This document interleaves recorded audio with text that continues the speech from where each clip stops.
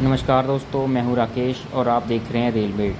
दोस्तों, तारीख पे तारीख और ट्रायल पे ट्रायल होने के बाद लगभग 4 साल के इंतज़ार के बाद आज 2 जून 2016 को पठानकोट से जोगिंदर नगर जो रेल लाइन सेवा है उसे आज माननीय सांसद श्री अनुराग ठाकुर जी द्वारा कांगड़ा रेलवे स्टेशन से हरी झंडी दिखाकर रवाना किया गया।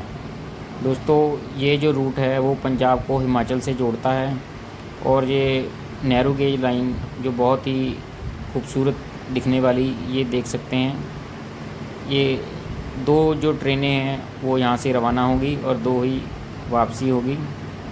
बाकी जो नया शेड्यूल है वो मैं आपको स्क्रीन पर शेयर कर देता हूँ। ये देख सकते हैं, ये जो नया टाइम टेबल है दोस्तों, इसी टाइम टेबल से ट्रेनों का संचालन होगा। आप देखिए इसे। मैं मिलता हूँ आपको एक नेक्स्ट वीडियो में।